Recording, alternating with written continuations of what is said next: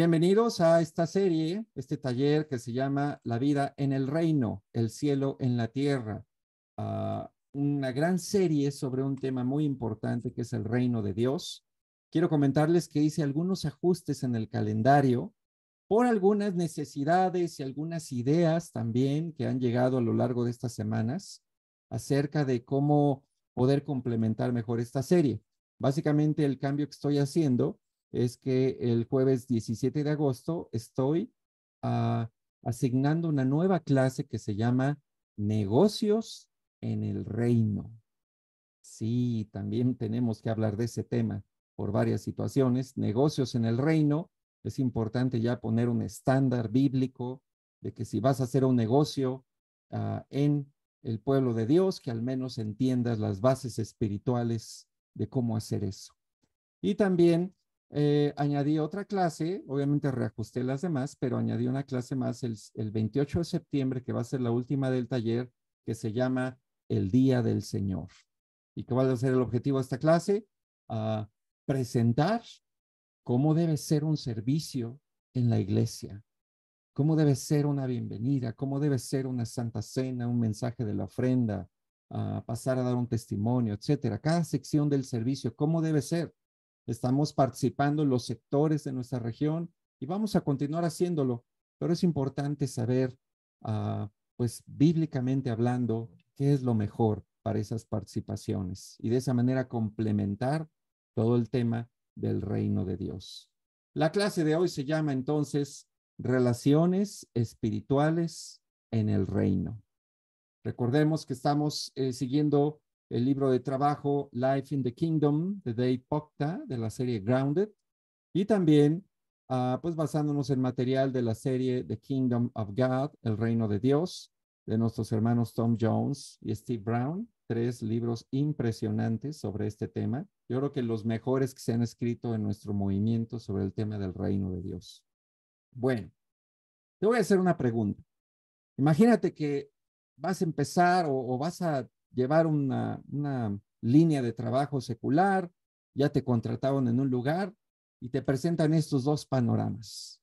Por un lado, estar todo el día rodeado de pantallas, trabajando con computadoras, tus 8 o 10 horas de trabajo en las que te toquen y con un contacto humano mínimo.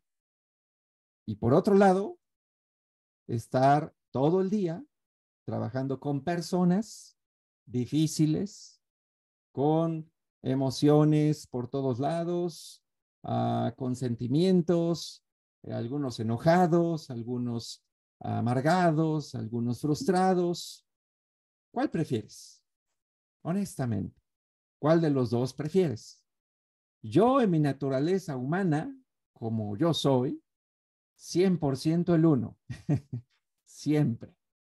Preferiría trabajar, estar rodeado de monitores con supercomputadoras, con grandes procesadores, RAM, todos los gadgets posibles y controlar el mundo desde ahí, en lugar de tener que estar lidiando con las personas.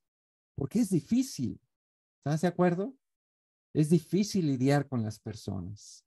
En el ambiente laboral, en los salones de clase, aún en las propias familias. Es bien difícil llevar relaciones armoniosas.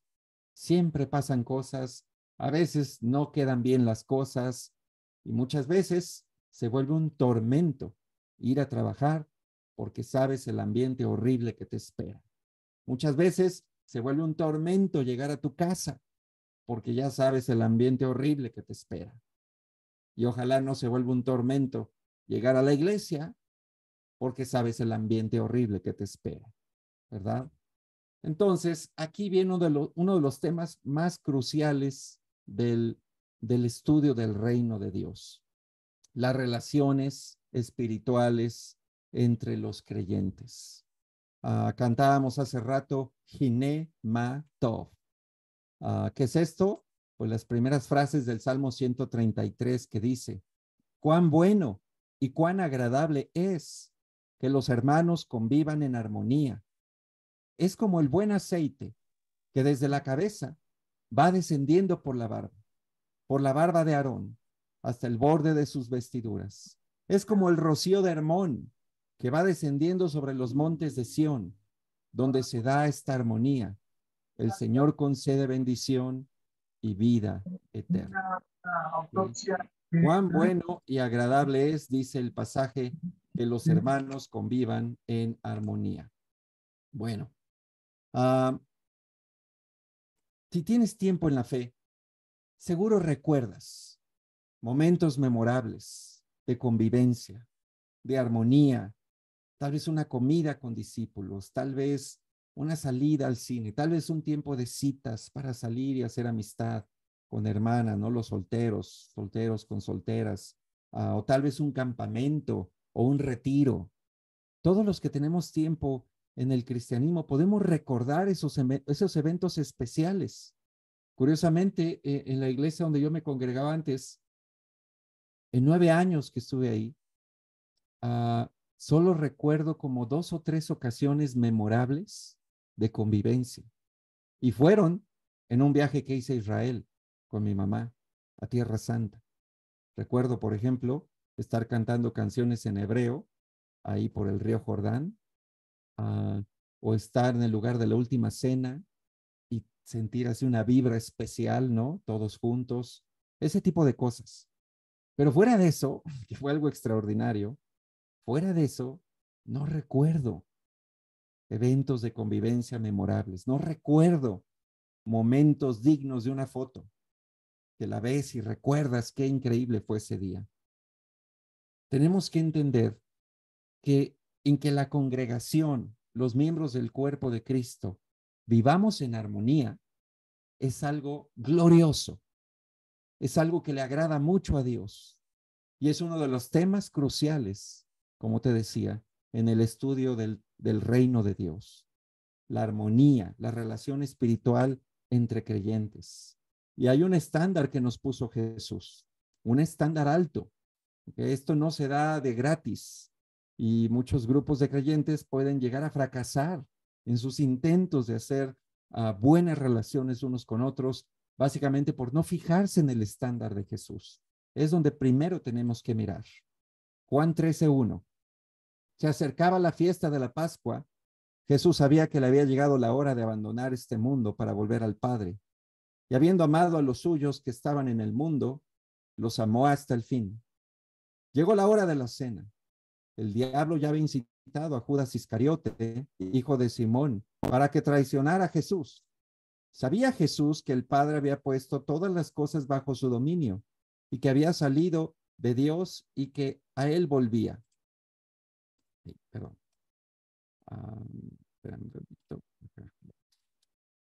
Y que a él volvía.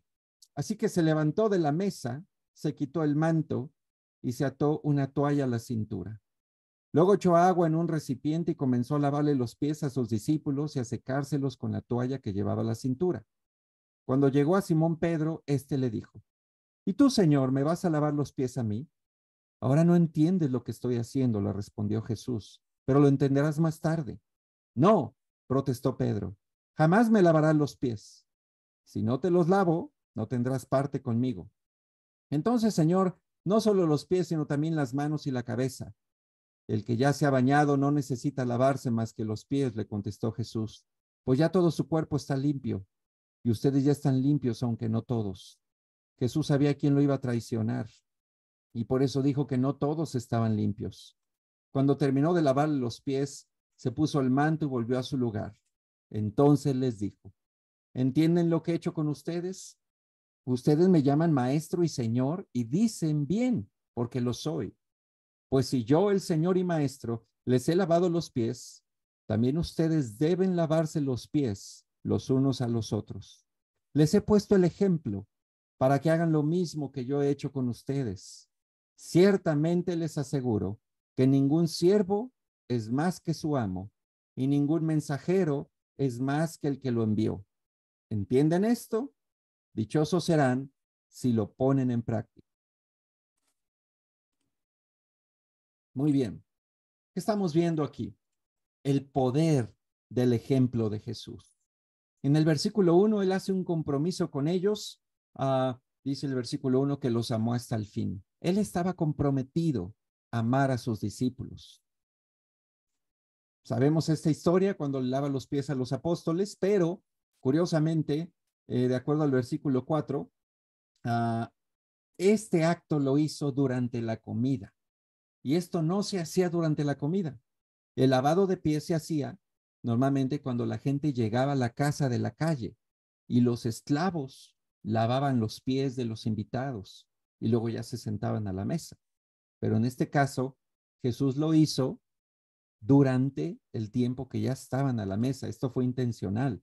En el versículo 5, ya en el acto de lavar los pies, podemos comprender que eso estaba reservado para el más bajo de los esclavos, para el más bajo. Y siendo Jesús el Hijo de Dios, Dios hecho hombre, intencionalmente hizo esto, impactando las mentes de ellos en su cultura local, y ellos mismos tal vez se sintieron incómodos. No, Jesús, pero ¿cómo tú? Si eso es para el más bajo, si eso es, tú no eres uno de esos. Él quiso enseñarles de esa manera, sirviendo. Versículo 8, esa frase realmente apunta al bautismo. Cuando le dice, si no te los lavo, no tendrás parte conmigo. Estudiosos consideran que apunta a la necesidad de estar limpios por medio del agua para estar o tener parte con Jesús. De lo contrario, no se puede. En el versículo 13, Jesús les dice, sí, hacen bien en llamarme así, Señor, porque lo soy. Él es superior a ellos. Se los aclara, pero con su ejemplo les está mostrando otra cosa, que es un siervo. En el versículo 14, claramente da el mensaje cuando dice, si yo, el Señor y Maestro, les he lavado los pies, también ustedes deben lavarse los pies los unos a los otros. Es decir, si Él lo hizo, también nosotros. Nos puso el ejemplo, nos puso el estándar, servirnos unos a otros. Y en el versículo 16, básicamente dice, ningún siervo es más que su amo, ningún mensajero más que el que lo envió. No podemos cambiar este estándar porque no estamos por encima de esta enseñanza. No somos más que Jesús para redefinir las relaciones en el reino a nuestro parecer, a nuestra manera, como más se nos acomoden. No se puede porque no estamos por encima de Cristo ni de su enseñanza. Otra cosa que dijo Jesús muy importante, Juan 13:34. Este mandamiento nuevo les doy, que se amen los unos a los otros, así como yo los he amado. También ustedes deben amarse los unos a los otros.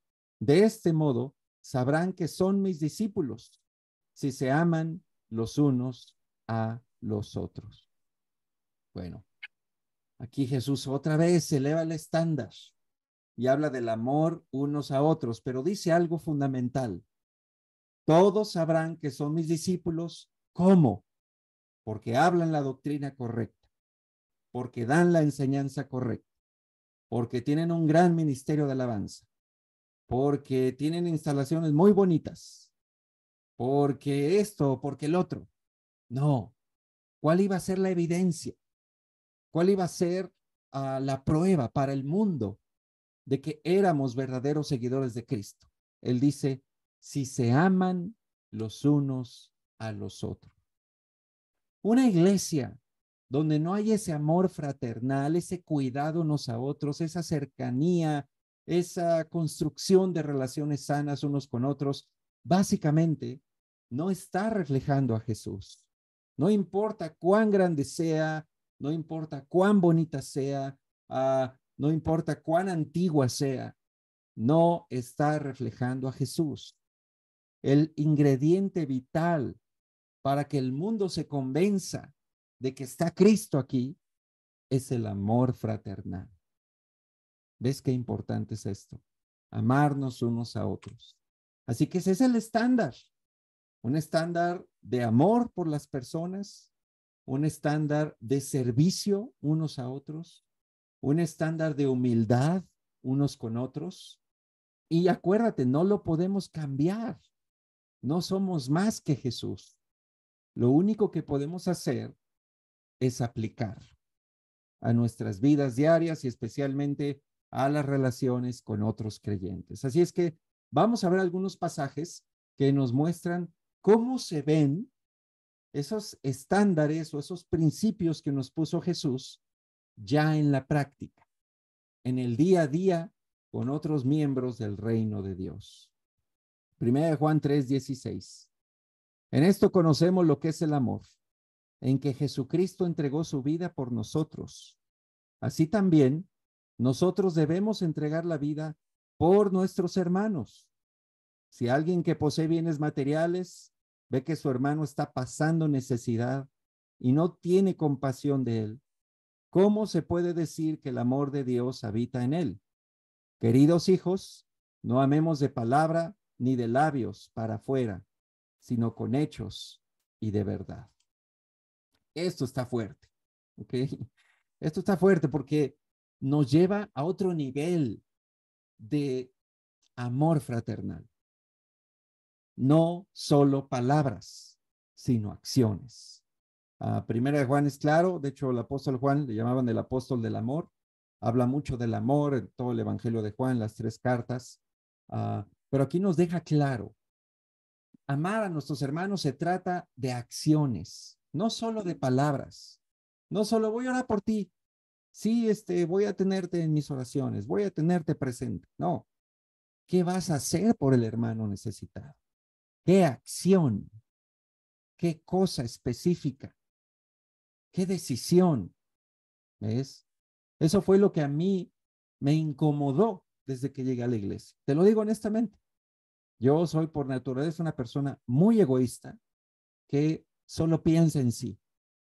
Y desde que me hice un cristiano, ha sido la batalla contra esa naturaleza humana. Muerte al egoísmo y golpe tras golpe y tras golpe, ¿no?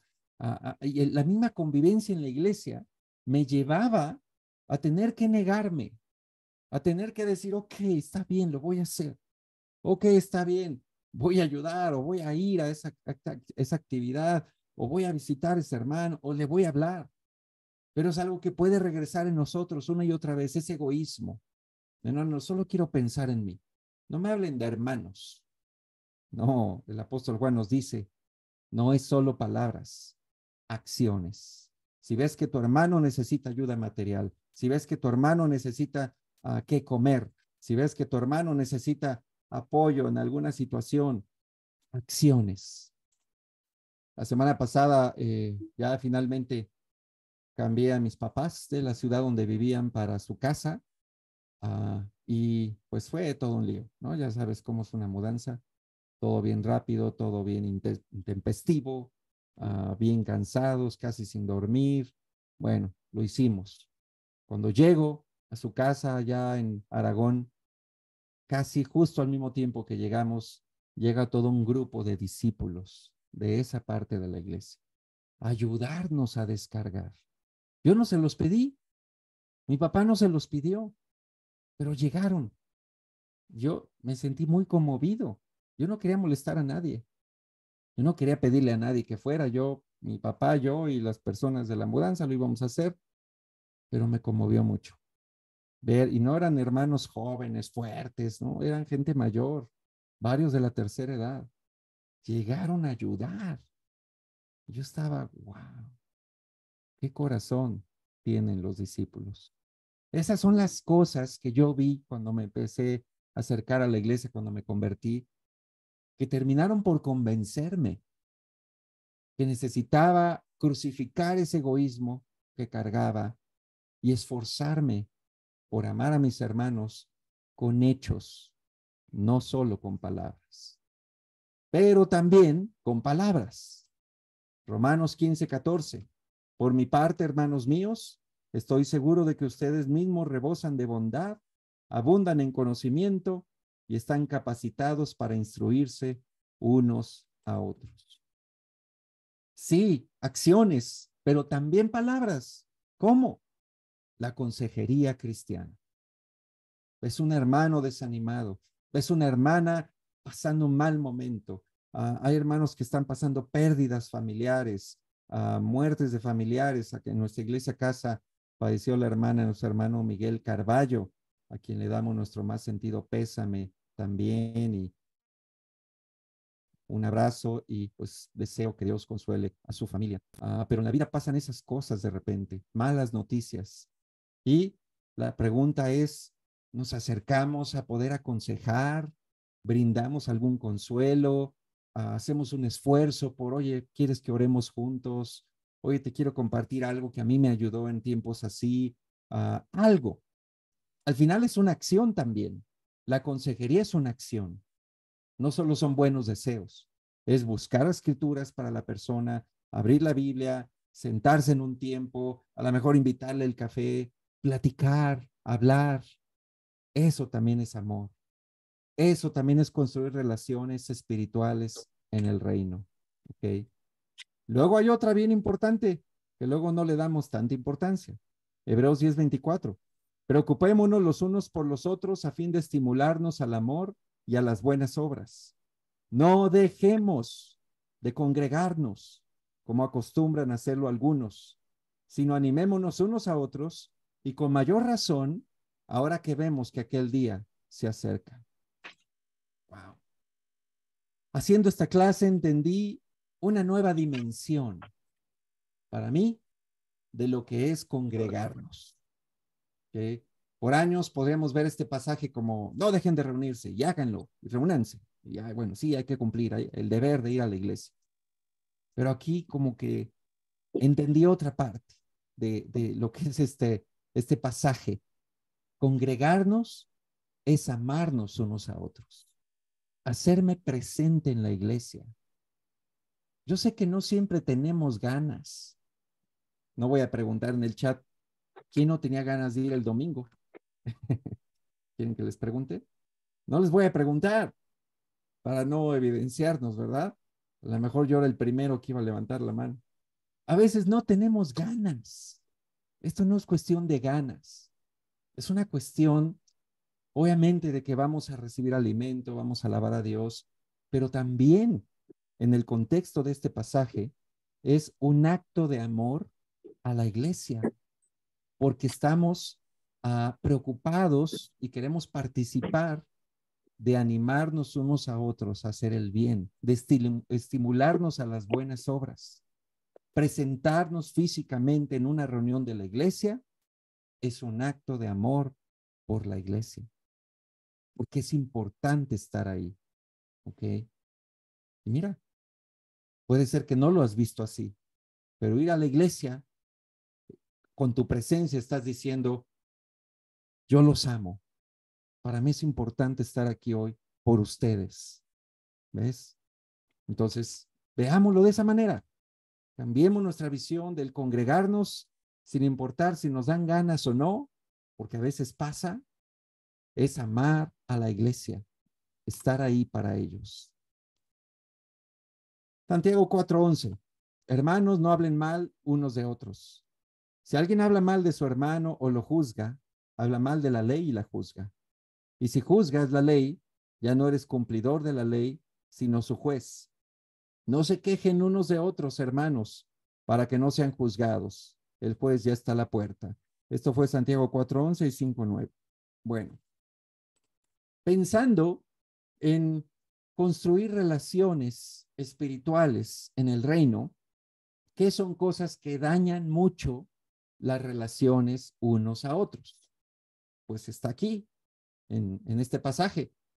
Hablar mal uno de otro, chismear uno del otro, a revelar confidencias uno del otro, a quejarnos uno contra el otro, todo ese tipo de cosas que son comunes en los ambientes seculares, comunes.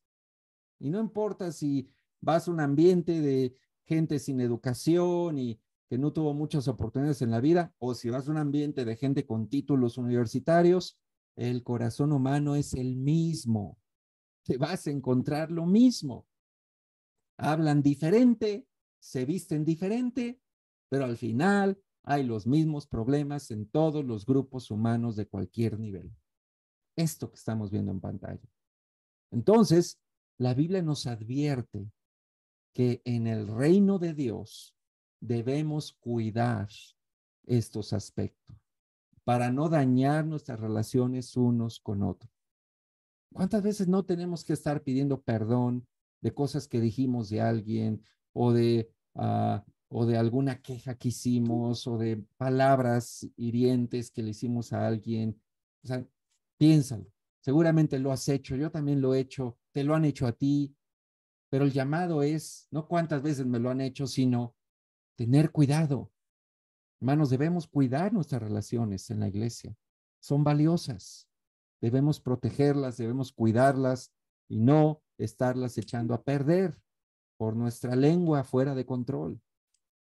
1 Pedro 4:9 dice, practiquen la hospitalidad entre ustedes sin quejarse. Cada uno ponga al servicio de los demás el don que haya recibido, administrando fielmente la gracia de Dios en sus diversas formas. Mira esta imagen. No me había tocado encontrarme una así.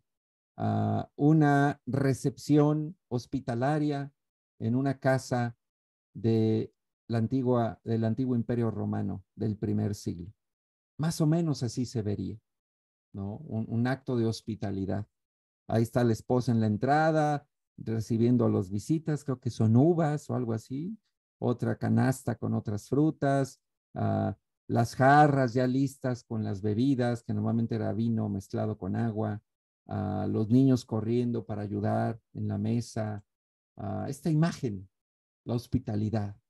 Una de las grandes herramientas que tenemos los creyentes para formar increíbles relaciones unos con otros es la hospitalidad, el abrir nuestras casas para recibir a la iglesia. Y no me refiero a los 300 que somos, ¿verdad? Sino tu iglesia casa, a unos discípulos, a, a hermanos que vas a ayudar, gente con quien quieres conocer y pasar un tiempo. El abrir las casas siempre ha sido históricamente en la iglesia cristiana una gran herramienta para formar lazos. Yo te invito, hermano, hermana, si tienes una casa, hay discípulos cerca de tu casa, abre tu casa, ¿no? Sé compartido, sé hospitalario, sin quejas. No se sienten ahí. Ay, no, que los niños no pisen eso. Y quítense los zapatos y caminen así. Y cuidado con eso. Si abrimos nuestra casa, es para abrir nuestra casa. ¿Okay? Es realmente para la iglesia. Y hay hermanos increíbles en hospitalidad en nuestra región. Súper ejemplares en eso. Pero es algo que yo te digo que es valioso. Entonces, practícalo más. Ahora que ya no hay pandemia, bueno, creo que ya anda regresando el bicho por ahí. Pero bueno, con cuidado y todo, practica la hospitalidad. Es importante. Y si Dios nos ha dado, compartamos con los demás, especialmente con los miembros del reino de Dios. Una más, ser humildes unos con otros. 1 Pedro 5:5. Revístanse todos de humildad en su trato mutuo, porque Dios se opone a los orgullosos, pero da gracia a los humildes. Ser humildes unos con otros. La Biblia nos llama a tener cuidado con nuestro carácter para construir relaciones espirituales verdaderas, válidas, resistentes en el reino de Dios. El ingrediente clave, aparte del servicio, del amor unos por otros, es también la humildad. Si yo ando ahí todo arrogante, ¿no? Así como el dibujito que está aquí, alguien arrogante, así que es inalcanzable, que nadie le puede decir nada, que no quiere que nadie se le acerque. O sea, si yo ando así, no voy a construir ninguna relación con nadie. Y así era yo en la otra iglesia donde me congregaba, exactamente así. No quería que nadie me hablara, no quería que nadie me saludara, no quería que nadie se me acercara, siempre así con mi cara arrogante y creída. Obviamente, no construí ninguna relación, cero, en 9 años. Cuando llego a la iglesia, veo que eso es el pan de cada día. La humildad, la cercanía unos con otros, el formar lazos, el perdonarnos si nos afectamos, el ayudarnos unos a otros. Era algo nuevo totalmente para mí, jamás lo había vivido y tuve que ir aprendiendo a construir esas relaciones. Sé que el orgullo puede que esté en nosotros, es un hecho, y que regrese a veces con fuerza. Cuidemos eso. Si queremos relaciones sanas en el reino de Dios, seamos humildes, seamos accesibles. No nos volvamos gente que nadie le puede decir nada porque hace todo un show. No, acércate y deja que otros se acerquen y hablen contigo. Eso es humildad. ¿Ok? Así, resumiendo lo que hoy estudiamos, cómo construir relaciones espirituales en el reino de Dios. Uno, mostrando acciones, no solo palabras. Necesitamos actuar. Dos, aconsejando y animando con la palabra. No solo mandar un WhatsApp, mejor citar a la persona y ayudarle con la palabra de Dios. Tres, haciéndote presente y dando tu mejor. Tu presencia es importante. Tu presencia física es indispensable. Necesitas congregarte, necesitas ir a la iglesia y estar ahí. Y el verte ahí va a ayudar a otros. Les estás diciendo, es importante para mí verte y estar aquí contigo. También cuidemos nuestra lengua. Cuidemos la lengua de hablar mal, cuidemos la lengua de estarnos mordiendo unos a otros, porque eso destruye las relaciones. Y por último, siendo accesibles y humildes con otros. No reaccionar con arrogancia, no estar viviendo en el orgullo, manteniendo siempre la humildad, especialmente al acercarnos unos a otros. ¿Ok? Entonces, estas son conclusiones del tema de hoy.